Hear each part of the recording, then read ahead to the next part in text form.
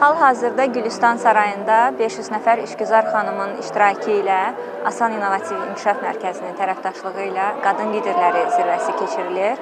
Bu zirvəyə 3 aydır ki, biz hazırlaşırıq və ümumilikdə tədbirin məzmunu 2 milyondan çox insana çatıb. Hal-hazırda tədbiri fiziki olaraq izləyən xanımlardan əlavə olaraq eyni zamanda bölgələrimizdən onlayn qatılan şəxslər də var. Biz çox şadıq ki, onlara təcrübə mübadiləsinə dəstək oluruq.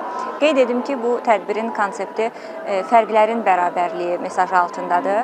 Bu da o deməkdir ki, biz fərdlərə yox, fərqlərə fokuslanırıq. Yəni, hər bir fərdin özünə məxsus həyat yolu, düşüncələri, seçimləri, qərarları və dünya görüşü var. Bu fərqlərin ümumiyyətlə toplamı böyük bir dəyər yaradır, harmoniya yaradır və bugünkü tədbirin də əsas məqsədi odur ki, həmin fərdlərə təcrübə mübadiləsi platforması yaradaq, onların birlikdə əməkdaşlıqlarına şərait yaradaq. Çünki çox inanırıq ki, bu birlikdə əməkdaşlığın perspektivi genişdir və daha uğurlu nəticələr verəcək bizə.